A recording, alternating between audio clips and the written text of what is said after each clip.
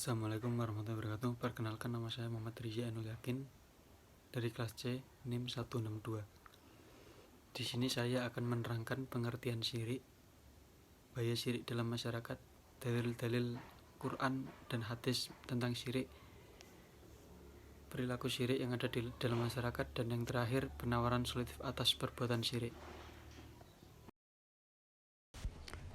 Pengertian syirik. Syirik menurut KBBI berarti menyekutukan Allah Subhanahu wa Ta'ala dengan yang lain. Misalnya lebih mempercayai kemampuan dukun daripada Allah. Dan jika ada seorang hamba yang meyakini bahwa ada sang pencipta atau penolong selain Allah, maka ia telah musyrik. Yang kedua, bahaya syirik bagi manusia. Menghancurkan seluruh amalan Allah Subhanahu wa Ta'ala.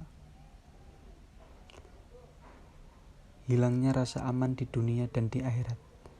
Sesungguhnya Allah tidak akan mengampuni dosa syirik, dan Dia mengampuni segala dosa selain syirik.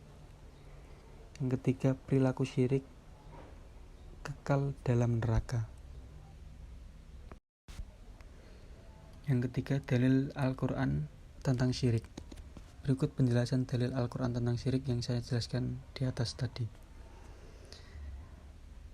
Alladzi ja'ala lakumul arda firasan was samaa'a bina'an wa anzala minas samaa'i ma'an fa ahraja bihi minas samarati rizqan lakum fala taj'alu lillahi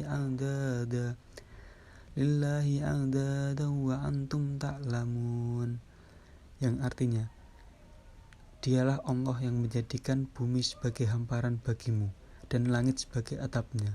Dia menurunkan air darinya, kemudian mengeluarkan dengannya buah-buahan sebagai rezeki bagi kalian.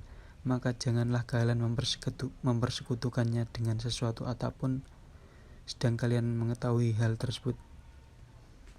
Quran Surat Al-Baqarah ayat 22. Berikut perilaku syirik yang ada di masyarakat. 1. Masih banyak masyarakat yang mendatangi atau menemui orang pintar, masih mempersembah sesajen dalam bentuk apapun untuk mengucapkan syukur kepada yang lain selain Allah. Berlebihan dalam melampaui batasan dalam menggunakan kuburan orang-orang saleh yang digunakan untuk meminta sesuatu agar terwujud. Yang keempat, menggunakan jimat atau barang yang diyakini bisa menangkal sial atau tolak bala. Berikut perilaku syirik yang ada di masyarakat. 1. Masih banyak masyarakat yang mendatangi atau menemui orang pintar, masih mempersembah sesajen dalam bentuk apapun untuk mengucapkan syukur kepada yang lain selain Allah. Berlebihan dalam melampaui batasan dalam menggunakan kuburan orang-orang saleh yang digunakan untuk meminta sesuatu agar terwujud. Yang keempat, menggunakan jimat atau barang yang diyakini bisa menangkal sial atau tolak bala.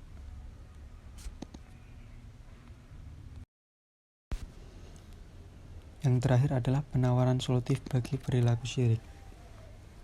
Yang pertama adalah ikhlas dalam berbuat apapun, meyakini bahwa setiap amal kebijakan yang dilakukan hanyalah semata-mata karena pertolongan Allah yang diberikan kepada hamba-hambanya yang beriman. Yang kedua, yakin adanya balasan dari Allah, meyakini setiap amal kebijakan yang dilakukan hanyalah Allah yang memberikan pujian dan balasan. Kalaupun ada pujian dari manusia, tidak lantas besar kepala dan mabuk keboyong dengan kepujian itu, namun segeralah dikembalikan kepada Allah Subhanahu wa Ta'ala. Yang ketiga, memperbanyak zikir. Zikrullah atau mengingat Allah merupakan obat dari penyakit hati, agar selalu ingat adanya kekuasaan Allah Subhanahu wa Ta'ala. Sekian dari penjelasan saya. Wassalamualaikum warahmatullahi wabarakatuh.